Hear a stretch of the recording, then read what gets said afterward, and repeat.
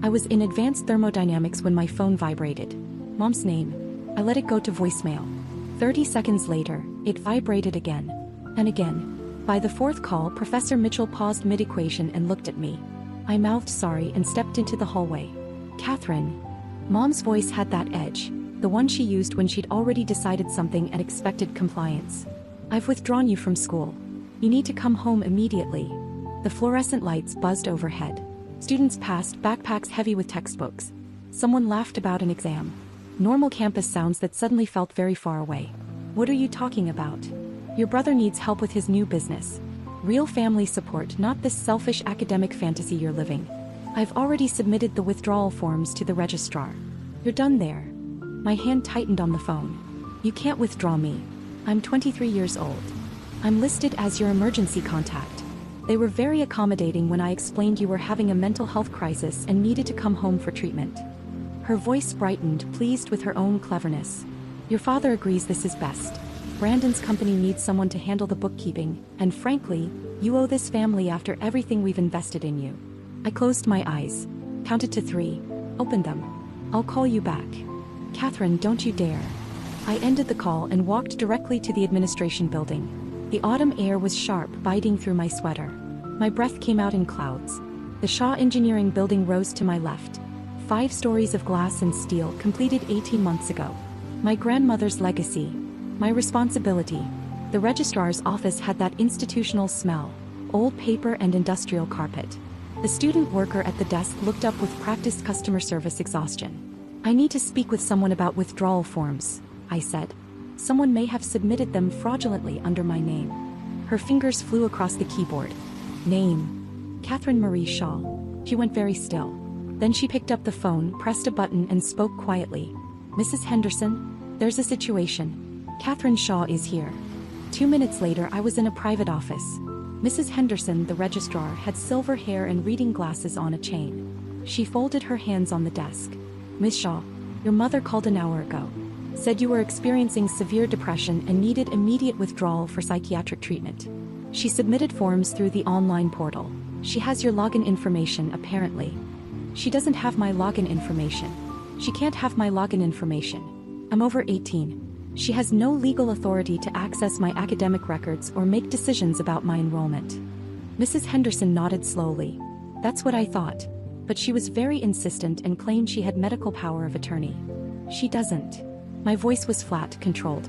I'd like those forms destroyed, and I'd like to speak with whoever authorized accepting them. Of course. She made a note. Though I should mention, your mother is currently on hold with the dean's office. She called there when I told her I needed to verify the information before processing anything. That's when I heard it. Through the wall, muffled but distinct, my mother's voice rising in volume. The words weren't clear, but the tone was demanding, dialed, used to getting her way. I stood. Where's the dean's office? Miss Shaw, perhaps we should. Please. Mrs. Henderson studied me for a long moment. Then she stood too. Follow me. We walked down the corridor. The dean's suite was behind double doors. Nicer carpet, better lighting, photos of distinguished alumni on the walls. The receptionist's desk sat empty, but through the open door of an inner office, I heard my mother clearly now. I don't care what your privacy policies are. I'm her mother. She's clearly having a breakdown and you people are enabling it by letting her waste her life on some engineering degree when her family needs her. The dean's assistant, a woman in her 50s with immaculate posture, held the phone slightly away from her ear. When she saw me in the doorway, her expression shifted, relief mixed with something else. Recognition maybe. She'd been at the building dedication ceremony. We'd shaken hands. She spoke into the phone, her voice professionally pleasant but with steel underneath. Ma'am, I need to stop you there. You're attempting to withdraw Catherine Shaw from the university. Yes, finally, someone who... Miss Shaw is standing in front of me right now. The assistant's eyes met mine. She appears to be in excellent health. She's also our largest individual donor in the past decade. She personally endowed the Shaw Engineering Building, a $4.2 million gift from her grandmother's estate, which Ms. Shaw administered as trustee and specifically directed to this institution. The silence on the other end of the phone was absolute. The assistant continued, her tone never changing. Ms. Shaw has also established 3 full-ride engineering scholarships for first-generation college students, funds 2 research fellowships annually, and serves on our engineering advisory board. She graduated summa cum laude with her bachelor's degree and is currently pursuing her master's in mechanical engineering while maintaining a 4.0 GPA. I could hear my mother trying to speak, but the assistant wasn't finished. What you've attempted to do constitutes fraud, falsely claiming medical authority to make academic decisions for an adult student. I'm transferring you to our legal department now. They'll want to discuss the forged documents you submitted to our registrar. She pressed a button. The hold music started immediately, tinny, institutional. Then she hung up and looked at me. I apologize, Ms. Shaw. This should never have gotten this far. It's not your fault. My voice came out steadier than I expected. She's persistent. Mrs. Henderson, who'd followed me in, made a note on her tablet. I'll flag your account with the highest level of protection. No one can access or modify anything without your physical presence and photo ID. I'll also alert campus security to the situation. The assistant nodded. I'll brief Dean Morrison. She'll want to know about this. Thank you. I turned to leave, then stopped. Actually, could you give me the number for your legal department? I think I need to have a direct conversation with them about next steps. She wrote it on a card and handed it to me. Our fingers touched briefly. Hers were warm, grandmotherly almost. You've handled this with remarkable composure. I wasn't sure about that. My hands were shaking. But I'd learned something over the past 2 years since Grandma died and left me everything. Her estate, her trust in my judgment, her belief that I could do something meaningful with the gift she'd given me. Some people see money as control. Others see it as responsibility. Grandma saw it as freedom. The freedom to choose your own path. The freedom to say no. I walked back across campus, called the legal department, spent 40 minutes on the phone explaining the situation. They used words like identity fraud and FERPA violation and cease and desist letter. They said they'd handle it, that the university took these matters very seriously. Then I sat on a bench near the engineering building and finally let myself feel it. Not anger exactly. Something colder than that. Something that had been building for years. Every family dinner where Brandon's failed business ventures were bold risks, while my academic achievements were nice. But when are you getting a real job?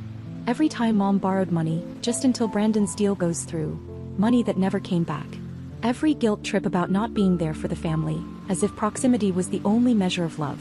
The ghost ledger of family expectations. A personal accounting. Line item 1. Thanksgiving 2 years ago. Brandon needed $15,000 for a sure-thing investment. I was in my senior year. Working part-time at the lab, managing Grandma's estate paperwork, studying for the GRE. Mom called it selfish when I said no. Cost. My confidence that saying no was allowed. Never recoverable. Line item 2. Summer internship at Boeing, turned down because family needs you home for Brandon's latest startup launch party. I served drinks while he pitched an app that never materialized. Cost. Professional opportunity, 3 months of advancement. Permanent career delay. Line item 3. Grandma's funeral. Brandon complained about the will in front of mourners. Mom said I should share the inheritance since Grandma didn't understand I'd wasted on education. Cost. The ability to grieve in peace. A memory contaminated forever. Line item 4. Every phone call that started with "your brother needs" and ended with "my resources." Time, money, emotional labor, extracted like taxes. Cost. The years I spent believing that being capable meant being obligated. The years I thought love required depletion. The gambler's fallacy applies to families too. I kept thinking if I just proved myself enough, graduated with honors, got into the master's program, made smart decisions with Grandma's trust, they'd see me as something other than a resource to be mined. But they didn't want me to be successful. They wanted me to be useful. And those are different things entirely. My phone buzzed. Dad this time. I let it ring. Then Brandon. Then Mom again calling from a different number. I turned my phone off and sat there as the afternoon light shifted, golden and slanting through the trees. Students walked past, stressed about midterms, excited about weekend plans, living their complicated, normal lives. I thought about Grandma. How she'd worked as an engineer in the 1960s when women in the field were rare enough to make the newspapers. How she'd saved and invested and built something real. How she'd sat me down when I was 17 and said, "Katie, I'm leaving this to you because I know you won't waste it. And I know you won't let anyone make you feel guilty for having it." She'd known. Of course she'd known. I turned my phone back on. 37 missed calls. 16 voicemails. 43 texts. I deleted them all without reading or listening. Then I opened my contacts and scrolled to Mom's number. Hit the block button. Dead. Block. Brandon. Block. Then I called the university's legal department back. "Hi, this is Catherine Shaw. We spoke earlier. I need to add something to my statement. I'd like to pursue full legal action against my mother for identity fraud, attempted unauthorized access to educational records, and any other applicable charges. I'll cooperate fully with the investigation. The attorney's voice was professionally neutral, but I heard the approval underneath. We'll file with campus police immediately. They'll coordinate with local authorities. You should also consider a restraining order. I will. Thank you. That evening I met with campus police. Made a formal statement. Signed documents. The officer, an older woman with kind eyes, said she'd seen this before. Parents who couldn't accept their adult children's autonomy. It happened more than people realized. You're doing the right thing, she told me. Boundaries aren't cruel. They're necessary. I nodded. Felt the truth of it settle into my bones. 3 days later I received an email from the dean. The university was pursuing criminal charges. My academic records were now sealed at the highest level. Fort Knox, as Mrs. Henderson put it. And they wanted to discuss expanding my scholarship fund if I was interested. I was. 2 weeks after that, campus police served my mother with a no trespass order and formal charges for identity fraud and computer crimes. She'd accessed the student portal using old information and falsified medical documents. Dad called from a number I hadn't blocked yet, screaming about embarrassment and ingratitude. I hung up, blocked that number too. Brandon sent a long email about family loyalty and how I was tearing everyone apart. He said Mom was devastated. That Dad wasn't sleeping. That I was selfish and cold and everything wrong with this generation. I didn't respond. But I did screenshot it and send it to my attorney. Documentation, she said, was important. 4 months later, I'm sitting in the Shaw Engineering Building's top floor study lounge. It's midnight.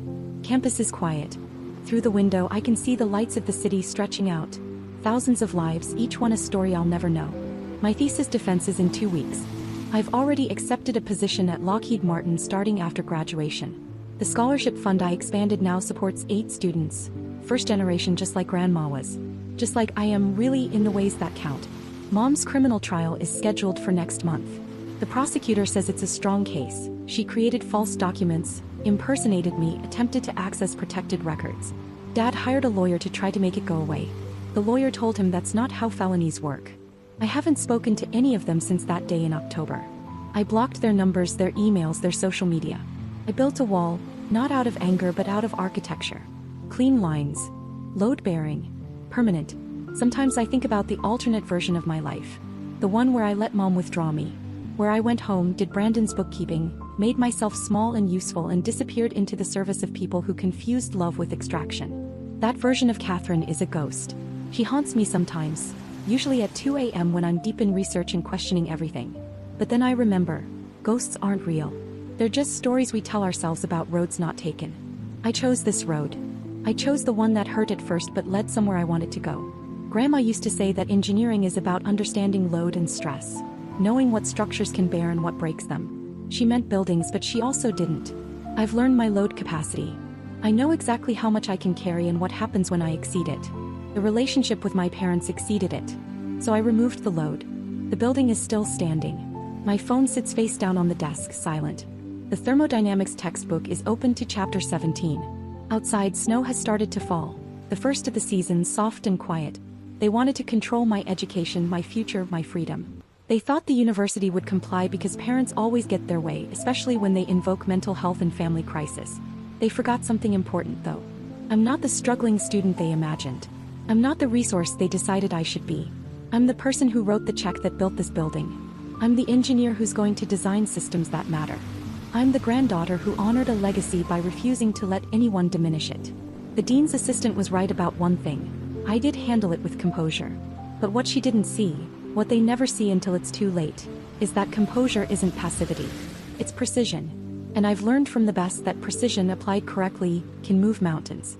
Or in this case, remove them entirely from your life. The scholarship fund will outlive me. The building will stand for decades.